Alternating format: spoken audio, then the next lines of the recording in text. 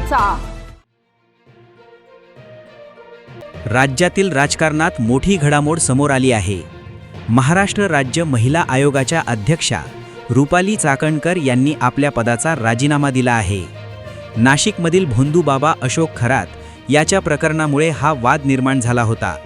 अशोक खरात याला एका महिलेचे लैंगिक शोषण केल्याप्रकरणी अटक करण्यात आली आहे। त्यानंतर या प्रकरणात अनेक धक्कादायक बाबी समोर आल्या।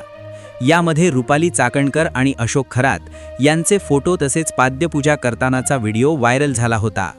या प्रकरणानंतर चाकणकर यांच्या राजीनाम्याची जोरदार मागणी होत होती। दरम्यान मुख्यमंत्री देवेंद्र फडणवीस यांनीही राजीनामा देण्याचे निर्देश दिल्याची माहिती समोर आली होती। यानंतर रुपाली चाकणकर यांनी उपमुख्यमंत्री सुनेत्रा पवार यांची भेट घेतली आणि याच भेटीत त्यांनी आपला राजीनामा सुपूर्द केला। रुपाली चाकणकर यांनी आपल्या राजीनामापत्रात म्हटले आहे की मी सौ रुपाली निलेश चाकणकर 15 ऑक्टोबर 2024 रोजी महिला आयोगाच्या अध्यक्षा म्हणून नियुक्त झाले। वैयक्तिक कारणास्तव मी स्वेच्छेने माझा राजीनामा सादर करत आहे। आजवर मिळालेल्या सहकार्याबद्दल मी सर्वांची ऋणी आहे। माझा राजीनामा स्वीकारावा ही नम्र विनंती। या संपूर्ण प्रकरणामुळे राज्यातील राजकारणात मोठी खळबळ उडाली आहे।